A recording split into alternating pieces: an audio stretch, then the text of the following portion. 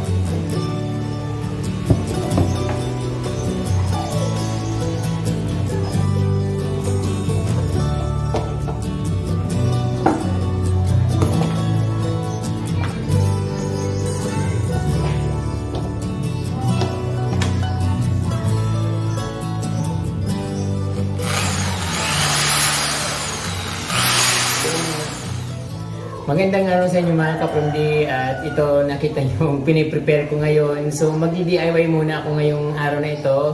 At syempre, ayun, wala pa akong experience sa mga ganitong mga tools.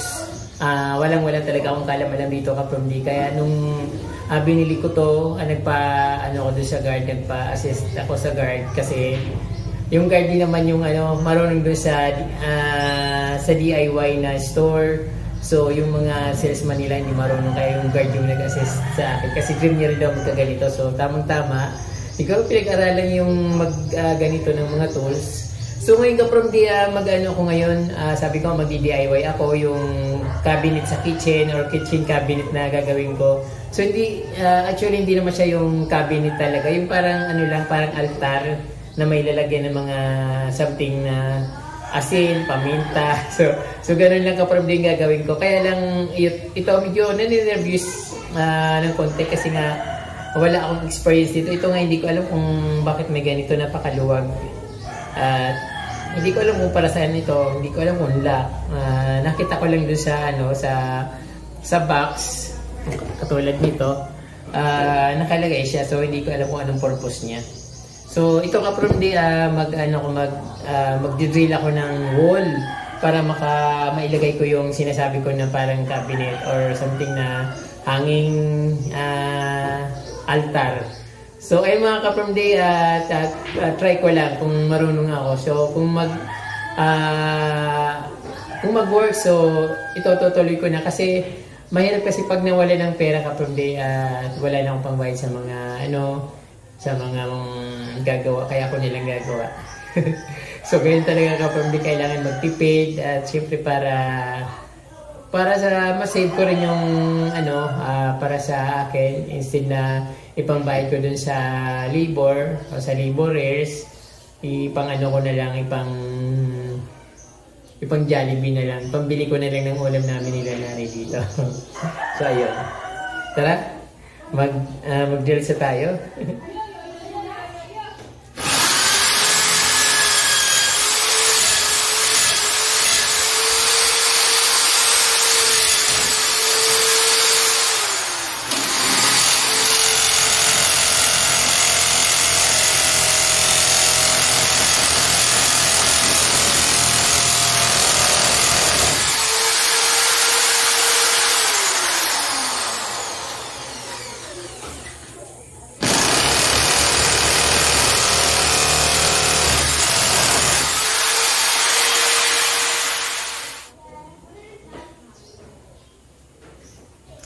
mahirap pala kapag di yung mag-drill. Kanina natanggal siya, hindi ko alam kung anong gagawin ko, tapos umaandar pa yung yung paikot niya. Tapos hindi naman nataranta kasi nga expected ko naman yun na sometimes may mali, sometimes ayun. Kaya hindi ako nagpanik ng ganun, pero okay naman. At yung nabutas ko na nga yung para sa isang para sa isang patungan. At ayun, okay naman siya. Hindi ko lang alam kung tugma yung ginawa ko, pero sana okay na siya para hindi ko na ulitin. Kasi nga ang hirap. Apat nga lang yung drill ko, parang hirap na ako. Tapos ayun, nakita nyo tumatagagtak yung pawis ko. Pero okay lang kasi gusto ko naman mapaganda yung bahay ko na ako kung gumagawa at hindi ako nagbabayad. So ayun. At syempre, gusto kong matuto dahil gusto kong maging magandang bahay ko. At kahit na ako lang nandito sa bahay, pwede akong gumawa. At kahit kung anong bilin ko na pwede kong ilagay dito sa sa bahay ko para mapaganda, so gagawin ko. So at least natututo ako at magagawa ko ng gusto ko. So ayun lang, ganun lang naman yung approach. Gusto kong matuto at syempre gusto kong magawa yung gusto ko.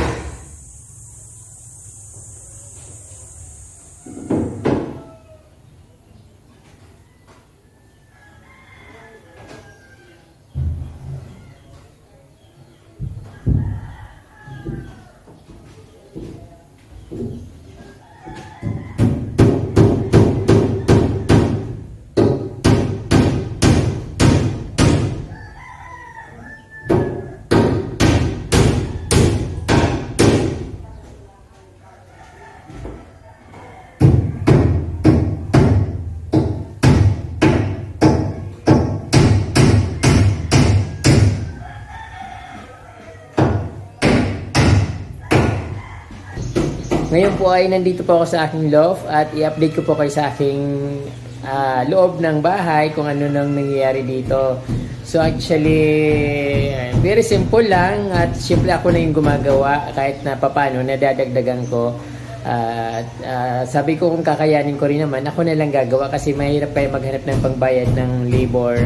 At siyempre, kung ang labor mo maarte, parang sayang nang binabayad mo. Dapat yung kung kaya mo rin naman gumawa at kaya mong gawin yung nagagawa ng karpentero, ikaw na lang gagawa. So ako na lang gagawa. So ayun po mga ka-from D, update ko po kayo dito sa aking nagawa dito sa aking munting bahay.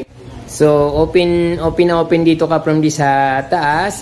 Yung hangin malakas kahit na alaunang tapat, yung araw tirik na tirik sa itaas ng bubong, pero mapris ko lang dito ka-from D at dito nga yung kama ko, dito na ako natutulog. So almost 1 week na akong natutulog dito after nung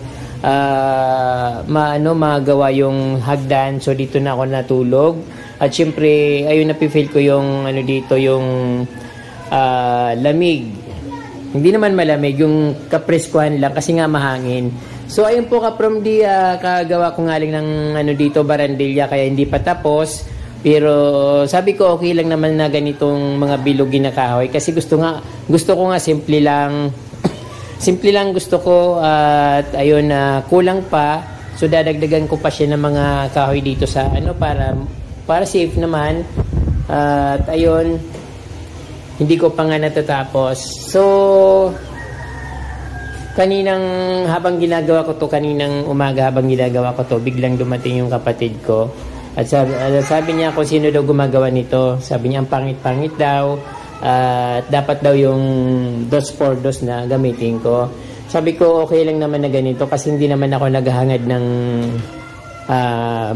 magandang super ganda na bahay, yung para bang luxury na tingnan. So sabi ko okay lang yung bilugin kasi nakikita ko nga sa mga yung mga tiny house sa Australia, US, sa Japan, ang ginagamit nila mga kahoy ka-from D, mga bilogin lang nasa sa pag-ayos mo na lang kung gusto mong maging maganda. So ayusin mo na lang. Katulad nito, gusto ko siyang ayusin.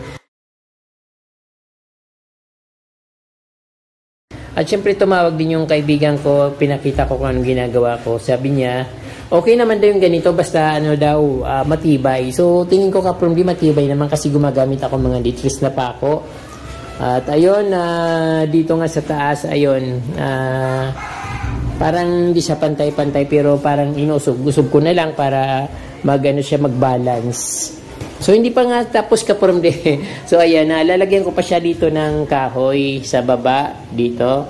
Pag ganon, horizontal na kahoy para may naman, parang medyo safe naman ng konti. Kasi ito, kung ako lang naman dito yung titira, simply safe na yung para sa akin okay na ito. Kaya lang kung may pumasok na bata, delikado, tapos maglalaro dyan, tapos biglang mahulog sa baba, sasagutin ko pa.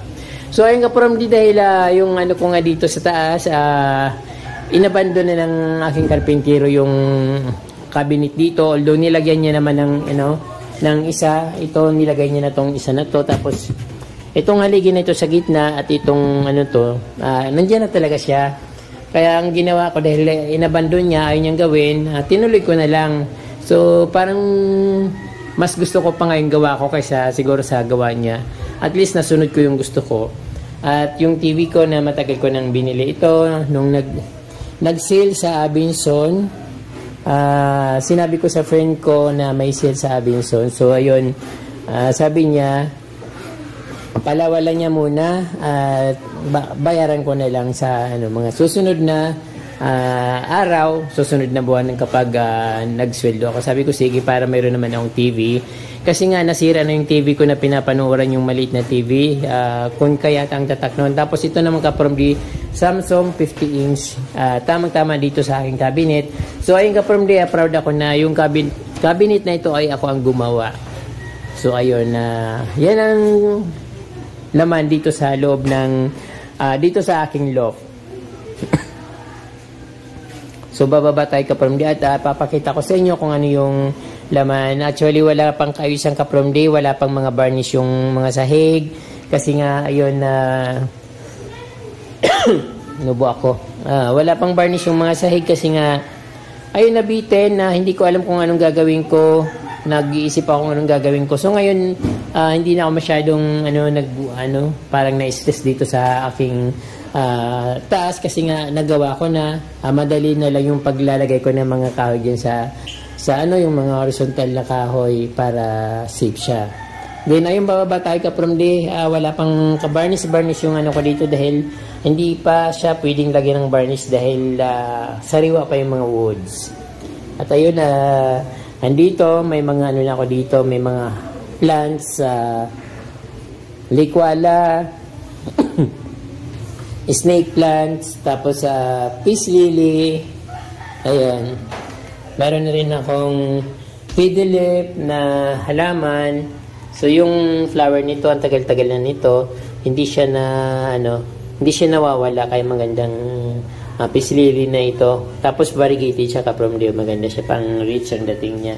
Then ito naman yung galing ito sa friend ko sa Manila. Kinuha ko yung bulb tapos dinala ko dito. So hindi siya namumulaklak. Once lang siya namulaklak, but 3 years na yan dito sa akin. Marami na ako niyan sa labas. Maganda lang siyang pan-display kasi makintab yung dahon niya. But yung kung asahan ko na mamulaklak siya, wala akong asahan na magbulaklak siya kapon. Kaya ayan, dahon lang, parang maganda tingnan. Tapos ito naman yung fiddle na kabibili ko lang nito kay Tralala. So sabi niya 150, 180. Tapos nung binayaran ko na, nagkamali raw siya. So 250 ang binayad ko. So okay lang naman kasi mabait naman si Tralala. Saka ang layo kaya ng pinanggagalingan nito para mabawi-bawi niya naman yung kanyang pamasahe. Ayan, mayroon akong dito, ano tawag dito? Snake plant. Tapos dito naman sa likwala. Yung likwala ko sa likod ng bahay, nilagay ko dito. So 2 piraso yan. Yung naman ka-from ayan, pinahiram ako ng kortina ng sister ko. Ayan, maliit nga siya. Sabi ko, hiramin ko muna. Tamang-tama lang siya sa bintana. Dapat 2 ganito sa isang bintana para na siya, natutupi ng ganyan. So, ayun ang garden ko nasa labas. Sobrang init sa labas kaprom di nalalanta yung mga halaman ko. So, ayun. So, gagala tayo dito kaprom di. Ayun, madilim dito madilim dito sa baba, walang kalaman-laman. Ito nilalagay ko sana itong dito, lalagyan ko sana ng partition dito sa baba. Kaya lang, bumili ako ng mga kahoy na mga balog-balugtot. Nung nilalagay ko na tinitingnan ko, magkakaibang direction yung yung mga kahoy, kaya hindi ko na lang tiniloy. Sabi ko, tutuloy ko na lang yung dito yung counter pag nagkaroon akong budget. So, okay na yung counter dito kahit na basta mayroon akong counter dito na pwedeng table counter or kitchen bar para maganda naman tingnan dito. So ayun nga from mayroon akong dito ginagawa ko to nung isang araw. Hindi ko siya matuloy-tuloy, so 2 lang na ilagay ko kasi nga dito sa taas and dyan sa taas binutas ko na. Tapos yung another binubutasan ko para lagyan ko ng ganito ng bracket. Hindi ko mabutas, umaapoy yung pangbutas ko kaya hindi ko na lang tinuloy. Sabi ko tama na tong 2 na tong lalagyan. Pero siguro dadagdagan ko pa rin siya. Nagpapahinga lang ako kasi natakot ako doon sa drill na ginamit ko dahil baka isip ko baka makuryente ako or madisgrasya ako doon sa drill na yon. Tapos ito naman ka-from matagal na tong mga matagal na tong mga iniipon ko lang pag binibigay ko kina nanay yung kape na pinadala sa akin ni Ate Brenda galing sa abroad. Kinukuha ko yung sabi ko akin na lang yung garapon para ilagyan ko ng mga 3-in-1. So ayun, kaya mayroon akong ganyan. So ayun nga. So yung bintana ko ka-from kompleto na at kulang lang dito ka-from siguro yung sinasabi ko na counter, kitchen bar, something ganon. Tapos yung sofa, Kahit maroon lang sana meron akong ano dito kawayan na sopa. So ayun, pag-ipunan ko ulit yung kawayan na sopa para mayroon akong tambayan dito sa baba. So dito naman sa sa ilalim ng hagdan naglagay ako ng patungan dahil meron akong drill ko yung ilalim niya para may patungan ako. So wala pang kaayusan. At ayun niya, nakahilira yung mga gamit ko dyan. Wala pa akong lalagyan ng mga gamit. Then meron pa ako dito yung isang snake plant. Tapos yung mga kahoy na dapat gagamitin ko dito sa pinagpuputol-putol ko na lang. Inisip ko kung gagawin ko siyang upuan or something na kung anong maisip ko. Kasi marami pa akong ganyan sa labas. Then, syempre, shout out to Ate Brenda. Thank you po sa balikbayan box na pinadala nyo sa akin. So, actually, nung March pa ito pinadala sa akin. Ayan, Kapormdi, ang bahay ko ngayon dito. Ayan, hindi pa rin tapos at marami pa akong gagawin. Syempre, parang magulo kasi nga yung wala pa siyang kaayusan. Then, ito Kapormdi, yung yung sabi ng kaibigan ko, lagyan ko rin ng lubid. Para stylish kung kumakain kayo sa Gilligan's, yung mga design nila mayroon mga lubid sa mga ganito. Tinatalian na ng lubid ng abaka ba, yung parang abaka, something ganon. Mas magandang tingnan kasi nga parang parang something hard, something like that. So, ganun Kapormdi. So, ayun, ma-press ko dito sa labas. Ay, sa baba, ma-press ko dito. Tapos, sa taas syempre medyo warm sa taas. But, pag may hangin naman, biglang nawawala yung, init sa taas. Kaya, parang press ko rin ang dating niya. So, ayun, ang kabuuan ng aking bahay dito sa, bahay ko dito sa Bukid, Barangay Gubat. So, ay, malapit ko nang matapos yung barandilya. Siguro by tomorrow gagawin ko na siya. Nagpapahinga lang ako kasi sobrang napagod ako Kapormdi na mahirap din kasing gawin lalo pat hindi wala naman akong experience sa mga ganyan-ganyan. So, ayun.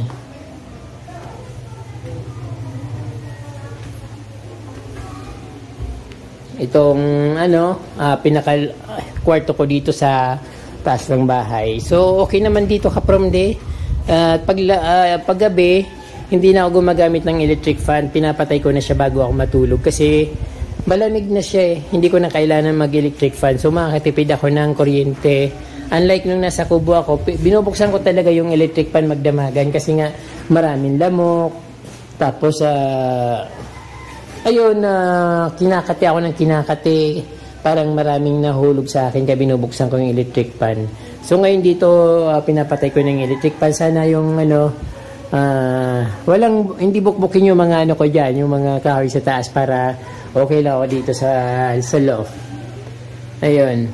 At siyempre yung internet ko Kapormdi na in-sponsor ng isang friend from British. Matagal na siguro ito, mga 3 years ago na. Matagal nito sa akin. So, nung wala pa akong internet noon po, umakit pa ako doon sa bukid para magsagap ng signal para makapag-upload ng video sa pagbablog. So, ayun. Nakita nyo ng aking dito. Ayun, mainit, sobrang init ngayon na araw na ito. But, syempre nandito ako sa loob, hindi ko naman masyadong naramdaman dahil may electric pa na, malakas pa yung hangin dito sa taas. So, parang gusto ko na rin itong ginawa ko. Simple lang, hindi marangya. At, parang, native yung gusto ko itong ganitong style. That's why, okay lang sa akin na ayaw ko ng magpagawa sa karpintero. Kasi nga, hindi naman ako ma-artist sa buhay, wala naman akong artist sa buhay. Mayroon lang kaunting, may matirahan lang ako maayos, so okay na sa akin. At yung, at least hindi ako nakikitira. At siyempre, ayun.